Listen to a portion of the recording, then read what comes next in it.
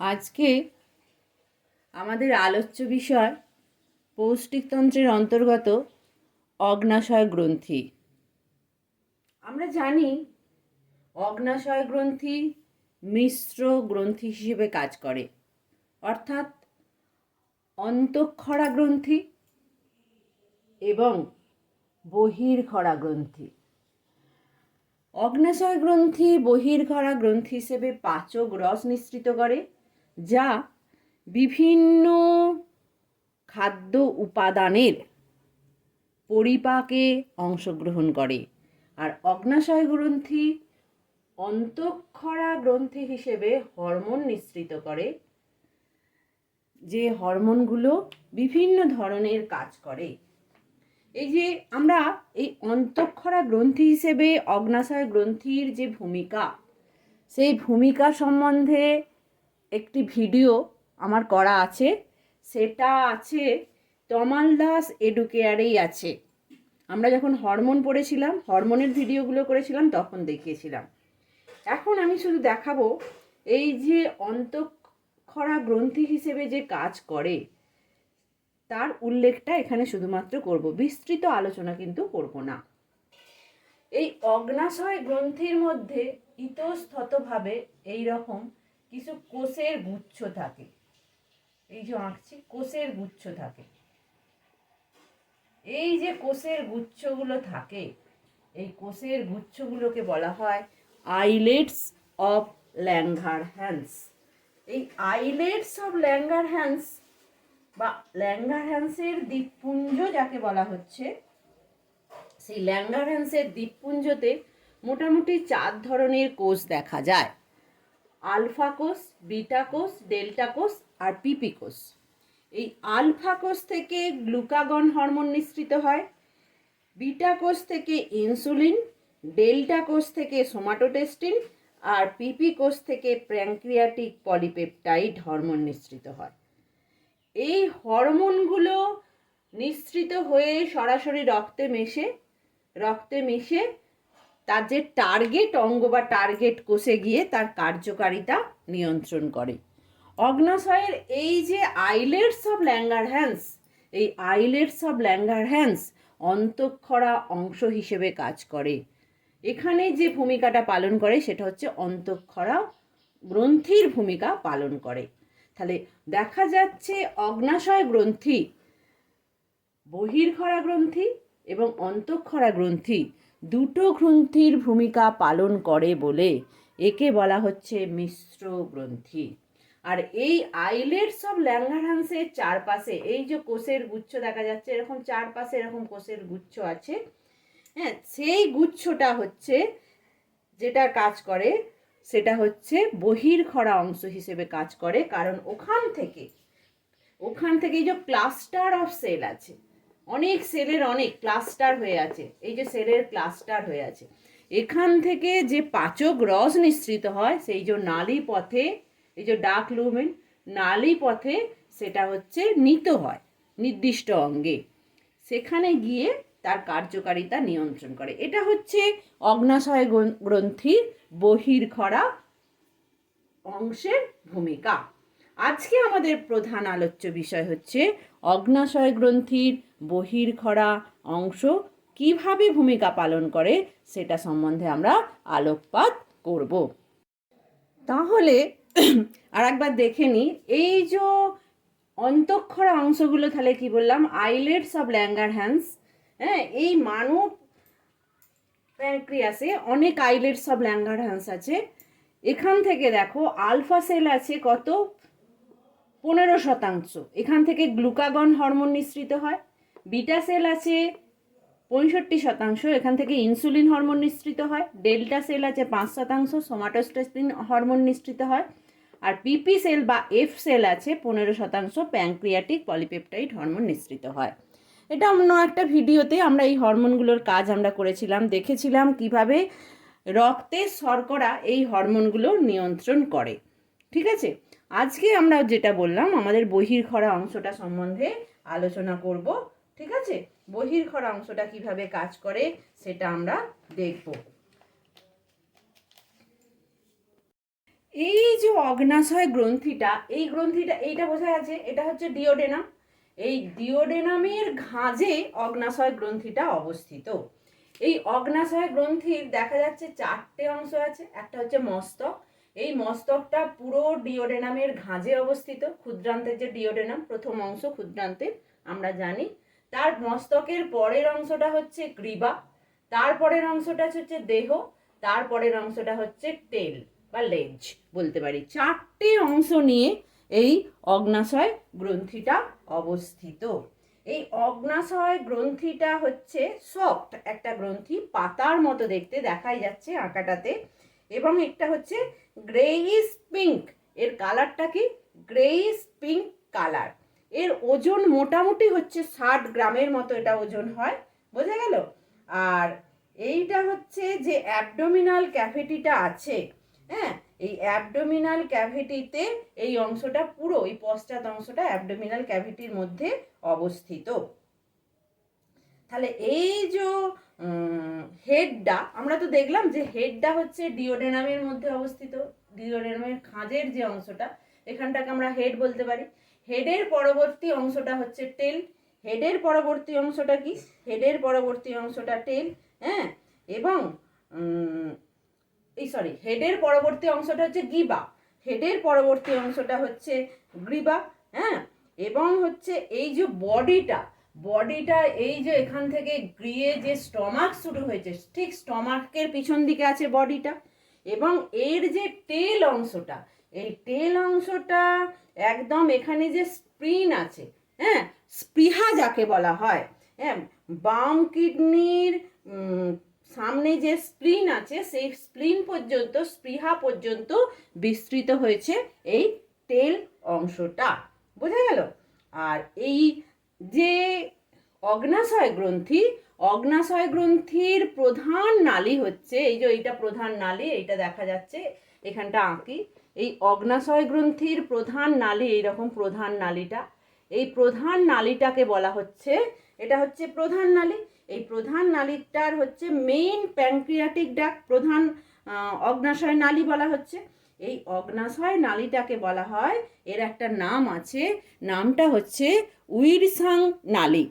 এই যে প্রধান নালীটা যাকে বলা হচ্ছে ডাক্ট অফ উইরসাং, এইটা কি হয়েছে, এই যে অগ্নাশয়ের যে ছোট ছোট নালীগুলো এইখানে দেখা যাচ্ছে, এই যে দেখা যাচ্ছে, এইগুলো মিলিত হয়ে অনেক ছোট ছোট নালী মিলিত হয়ে এরকম করে এই নালীটা তৈরি হয়েছে, বোঝা গেল। এবং এই যে নালীটা এখান থেকে পিত্তথলি থেকে যে পিত্তনালী তৈরি হয়েছে, সেইটা পিত্তনালীর সঙ্গে মিলিত হয়েছে, পিত্তনালীর সাথে মিলিত হয়ে এখানে একটা অ্যাম্পুলা তৈরি করেছে। এই অ্যাম্পুলাটাকে বলা হচ্ছে, এটা হচ্ছে একটা অ্যাম্পুলা তৈরি করেছে, এই অ্যাম্পুলাটাকে বলা হচ্ছে হেপাটো প্যানক্রিয়াটিক অ্যাম্পুলা বা অ্যাম্পুলা অফ ভাটার। এটাকে কি বলা হচ্ছে, হেপাটো প্যানক্রিয়াটিক অ্যাম্পুলা বা অ্যাম্পুলা অফ ভাটার। বললাম hepatopancreatic ampulla, hepatopancreatic ampulla আর অ্যাম্পুলা অফ ভাটার, এটা লিখে নাও, ঠিক আছে। এই এছাড়া দেখা যাচ্ছে অগ্নাশয় গ্রন্থিতে আর একটা ডাক্ট আছে, হ্যাঁ, এটাকে সহযোগী অগ্নাশয় ডাক্ট বলা যায়, যেটা সরাসরি কোথায় মিশেছে, যেটা সরাসরি মিশেছে হচ্ছে ডিওডেনামে মিশেছে। আর একটা ডাক্ট আছে, সেই ডাক্টটা সরাসরি কোথায় মিশেছে, ডিওডেনামে মিশেছে। এই যে ডাক্টটা, এটাকে বলা হয়, এই ডাক্টটার নাম আছে হচ্ছে, এটা হচ্ছে একটা সহযোগী অ্যাম্পুলা ডাক্ট। এটা হচ্ছে দেখো duct of Santorini, duct of Santorini, এটা হচ্ছে একটা সহযোগী ডাক্ট, যেটা হচ্ছে সরাসরি এই যে এটা যদি ডিওডেনাম আঁকি, সরাসরি এটা ডিওডেনামে মিটেছে। আর ডাক্ট অফ অ্যাম্পুলা এটাও হচ্ছে ডিওডেনামে ওপেন হয়েছে। তাহলে এইখান দিয়ে কি কি আসছে, মানে অগ্নাশয়ের পাচক রসও আসছে এবং পিত্তরসও আসছে, এসে এখানে ডিওডেনামে মিশে বিভিন্নভাবে পরিপাকে অংশগ্রহণ করছে, বোঝা গেল। এই যে প্যানক্রিয়াসের যে এক্সোক্রাইন অংশটা, সেটা বলেছিলাম, এই যে অ্যাসিনির কোষ আছে, এই অ্যাসিনির কোষে পাচক রস নিঃসৃত হয়। এই অ্যাসিনির কোষগুলো দেখো, প্রত্যেকটা সেল দেখো, এগুলো নিউক্লিয়াস দেখা যাচ্ছে, প্রত্যেকটা সেল একটা ক্লাস্টার তৈরি করেছে এবং এই ক্লাস্টার থেকে একটা করে কি বেরিয়েছে, একটা করে নালি বেরিয়েছে, এখানে পাচক রসগুলো নিঃসৃত হচ্ছে, পাচক রস নিঃসৃত হয়ে এর নালি পথে এসে তারপরে হচ্ছে মূল প্যানক্রিয়াটিক নালি দিয়ে এটা ডিওডেনামে এসে মিশছে।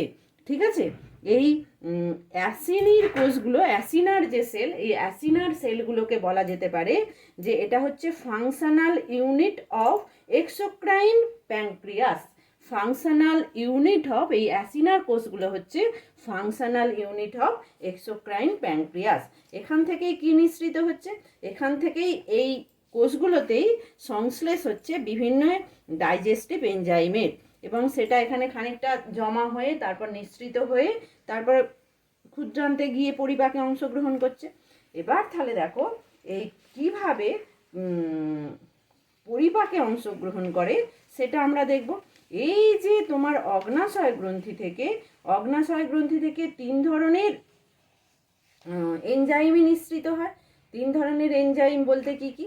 একটা হচ্ছে প্রোটিওলাইটিক এনজাইম যেটা প্রোটিনকে পরিপাক করে, একটা হচ্ছে লাইপোলাইটিক এনজাইম যেটা লিপিডকে পরিপাক করে, এবং হচ্ছে অ্যামাইলোলাইটিক এনজাইম যেটা কাকে পরিপাক করে? কার্বোহাইড্রেটকে পরিপাক করে। তাহলে চলো এবার দেখি তাহলে এই অগ্নাশয় রসে কি ধরনের কি তার গঠন, সেগুলো একটু উপাদানগুলো খুব সংক্ষেপে আমরা আলোচনা করব।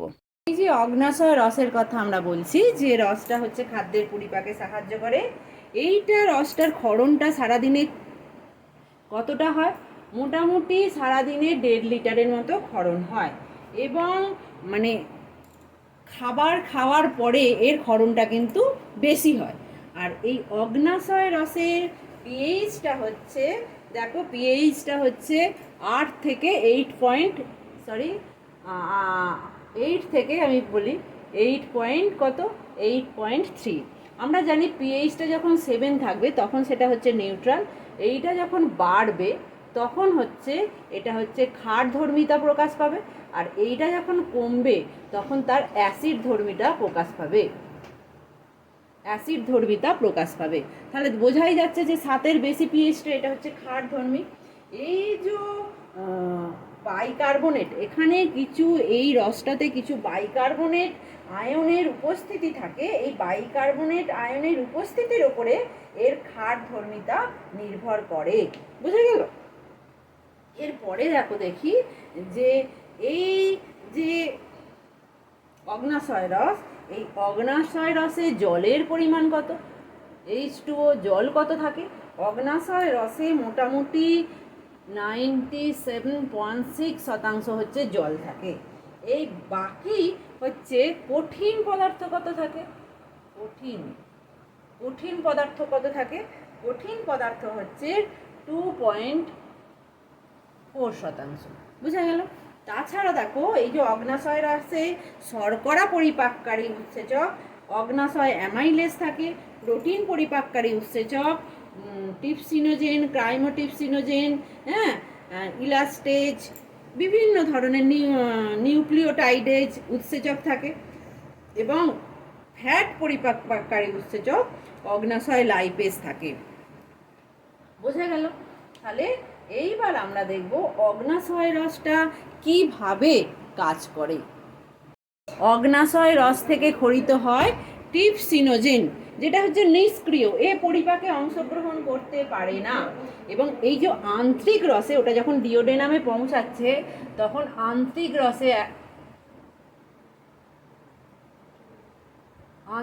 রসে থাকা এন্টারোকাইনেজ উৎসেচকের প্রভাবে ওটা কিসে পরিণত হয়? ওটা ট্রিপসিন এনজাইম বা উৎসেচকে পরিণত হয়।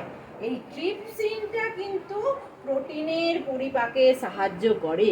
এই ট্রিপসিনটা কিভাবে কাজ করে? ট্রিপসিনটা দেখো কিভাবে কাজ করে সেটা আমি দেখাচ্ছি। প্রোটিনটাকে ক্ষারীয় মেটাপ্রোটিন, primary proteose, secondary proteose, peptone, তারপরে হচ্ছে অ্যামাইনো অ্যাসিডে পরিণত করে। এটা তাহলে আমি এখন লিখি, দেখো দেখছি এই যে ট্রিপসিনটা তাহলে কিভাবে কাজ করে। প্রথমে প্রোটিনের ওপরে কাজ করে ক্ষারীয় মেটাপ্রোটিন করে, প্রোটিনকে ভেঙে দিয়ে। ক্ষারীয় মেটাপ্রোটিনের পরে প্রাইমারি প্রোটিওজের পরে সেকেন্ডারি প্রোটিওজ, তারপরে পেপটোন, তারপরে পেপটাইডস, তারপরে ক্ষুদ্র পেপটাইডস, তারপরে হচ্ছে অ্যামাইনো অ্যাসিড। এইভাবে লিউসিন এবং টাইরোসিন, হ্যাঁ, যেসব প্রোটিনে লিউসিন এবং টাইরোসিন নামক অ্যামাইনো অ্যাসিড আছে, এইভাবে আমরা লিউসিন এবং টাইরোসিন পেতে পারি। লিউসিন,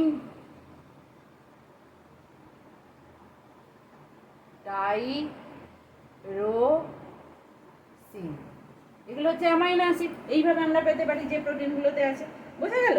তাহলে এইভাবে প্রোটিনের পরিপাকে অংশগ্রহণ করছে। দেখো দেখা যাচ্ছে না, এবার দেখা যাচ্ছে, এটা টুকে নাও। এরপরে দেখো আমি বলবো যে ক্রাইমোটিপসিন কিভাবে কাজ করে। হ্যাঁ, ক্রাইমোটিপসিনও কিন্তু নিঃসৃত হয় ক্রাইমোটিপসিনোজেন রূপে। হ্যাঁ, ক্রাইমোটিপসিনোজেন রূপে নিঃসৃত হয়। মুছি তাহলে এটা। দেখো এই যে ক্রাইমোটিপসিনোজেন, এই ক্রাইমোটিপসিনোজেন কিন্তু নিষ্ক্রিয়। এই ক্রাইমোটিপসিনোজেনকে কাজ করতে গেলে সক্রিয় ক্রাইমোটিপসিনে পরিণত করতে হবে। তাহলে ক্রাইমোটিপসিনকে কিসে পরিণত হবে? ক্রাইমোটিপসিনোজেনকে কিসে পরিণত হতে হবে? ক্রাইমোটিপসিনে পরিণত হতে হবে। ক্রাইমোটিপসিনে পরিণত হতে হবে। এই ক্রাইমোটিপসিনে পরিণত হবে, এটা কিন্তু সক্রিয়। এই ক্রাইমোটিপসিন কি? ক্রাইমোটিপসিন হচ্ছে সক্রিয়।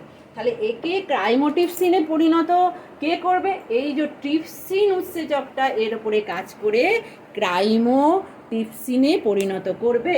এই ক্রাইমোটিপসিন কি করবে? ক্রাইমোটিপসিন হচ্ছে এক ধরনের এন্ডোপেপটাইডেজ। হ্যাঁ, এটা ক্ষারধর্মী পরিবেশে নেনিনের, এই যে দুগ্ধ প্রোটিনের, হ্যাঁ, পরিপাক ঘটাবে। ওটা দুগ্ধ প্রোটিনের তঞ্চন ঘটায়। হ্যাঁ, সেইটা আবার কী করে করে দেখি বিক্রিয়াগুলো। হ্যাঁ, দুগ্ধ প্রোটিন সেটাকে ক্রাইমোটিপসিন কী করবে? অদ্রবণীয় ক্যালসিয়াম ক্যাসাইনেটে পরিণত করবে। এই যে দুগ্ধ প্রোটিনটাকে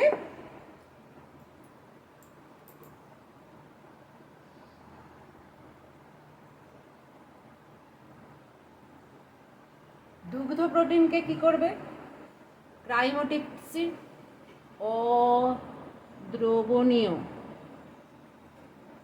অদ্রবণীয় ক্যালসিয়াম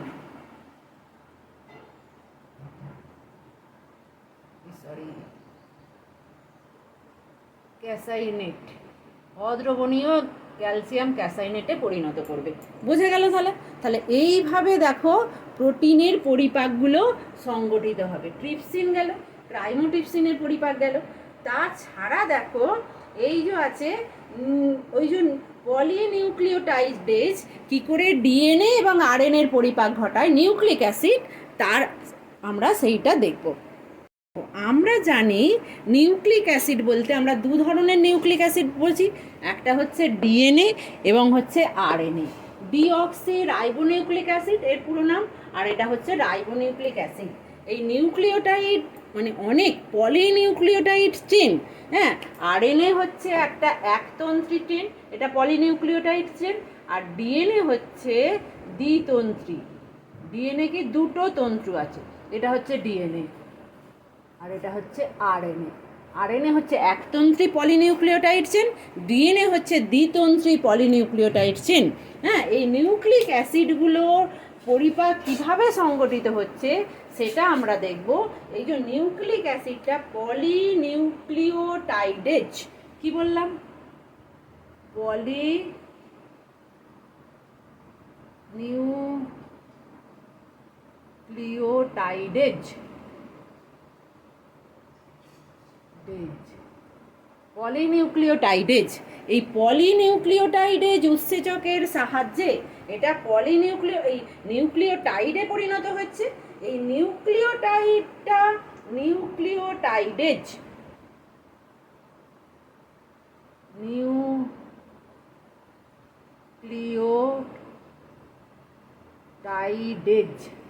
নিউক্লিওটাইডেজ উৎসেচকের সাহায্যে নিউক্লিওসাইড এবং ফসফেটে পরিণত হচ্ছে। এই নিউক্লিওসাইডটা, এই যে নিউক্লিওসাইড দেখো এটা হচ্ছে নিউক্লিওসাইডেজ, এটা টাইডেজ ছিল, এটা হচ্ছে সাইডেজ।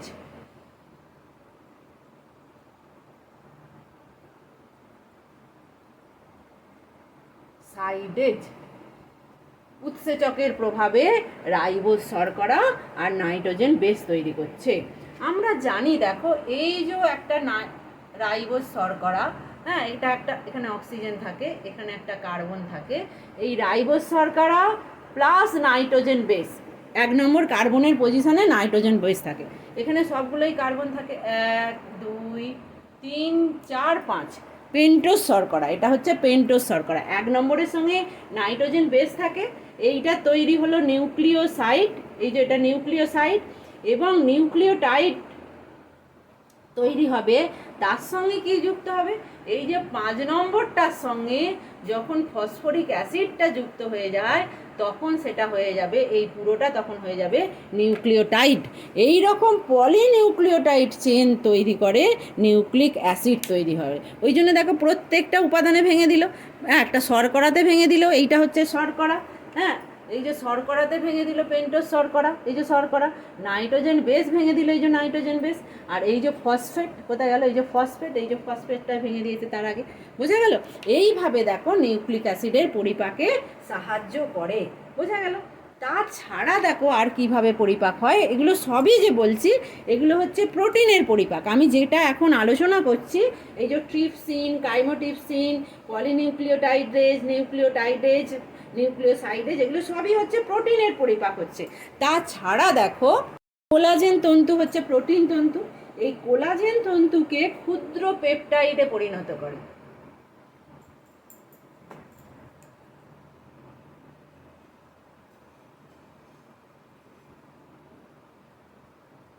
কোলাজেন তন্তুকে ক্ষুদ্র পেপটাইডে পরিণত করে, হ্যাঁ, তাহলে কোন উৎসেচক করে?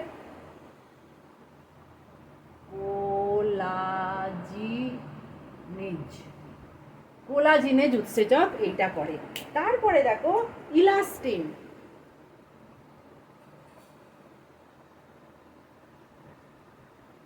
ইলাস্টিন, এই ইলাস্টিনও তন্তু, প্রোটিন তন্তু, ইলাস্টিনকে কিসে পরিণত করে? ইলাস্টিনকেও ক্ষুদ্র পেপটাইডে পরিণত করে।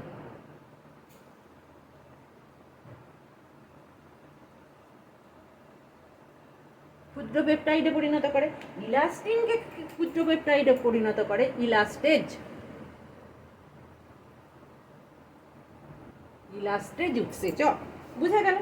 এরপরে দেখো এই যে ডাইপেপটাইড আছে তারা কি করবে, এই ক্ষুদ্র পেপটাইডগুলোকে অ্যামাইনো অ্যাসিডে পরিণত করবে। তাছাড়া আছে অ্যামাইনো পেপটাইডেজ আছে, অ্যামাইনো পেপটাইডেজও কিন্তু এই যে অ্যাসিডগুলো আছে এইগুলোকে কিসে পরিণত করবে? এ মানে হচ্ছে অ্যামাইনো অ্যাসিডকে পরিণত করবে। এই অ্যামাইনো অ্যাসিডে পরিণত করার জন্য অ্যামাইডেজ, হ্যাঁ, অ্যামাইনো পেপটাইডেজ, ডাইপেজ, এই উৎসেচকগুলো, ডাইপেপটাইডেজ, এই উৎসেচকগুলো কাজ করবে। তাহলে এতক্ষণ আমরা দেখলাম যে প্রোটিনের পরিপাক অগ্নাশয় রস দিয়ে কিভাবে সংগঠিত হয়, বোঝা গেল? এরপরে দেখো আমরা দেখব কার্বোহাইড্রেটের পরিপাক। দেখো কার্বোহাইড্রেটের পরিপাক কি হয়, এইখানে যে অ্যামাইলেজ উৎসেচক যেটা আছে সেটা আসলে আলফা অ্যামাইলেজ, সে কি করে গ্লাইকোজেন এবং শ্বেতসারের উপরে ক্রিয়া করে এটাকে মল্টোজে পরিণত করে। গ্লাইকোজেন এবং শ্বেতসারের যে আলফা 1,4 গ্লাইকোসাইডিক বন্ধন, কি বললাম, আলফা 1,4 গ্লাইকোসাইডিক,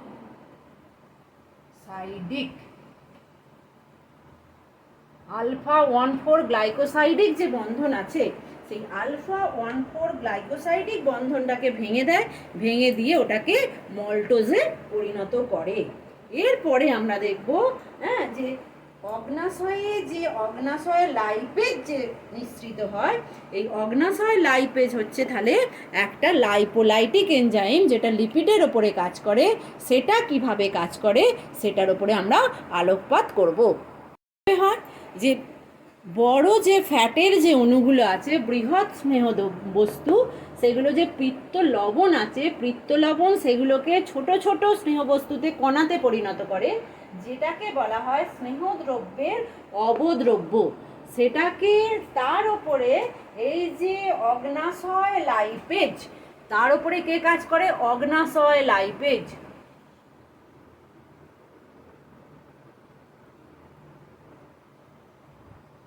অগ্নাশয় লাইপেজ কাজ করে তাকে ফ্যাটি অ্যাসিড এবং গ্লিসারলে পরিণত করে।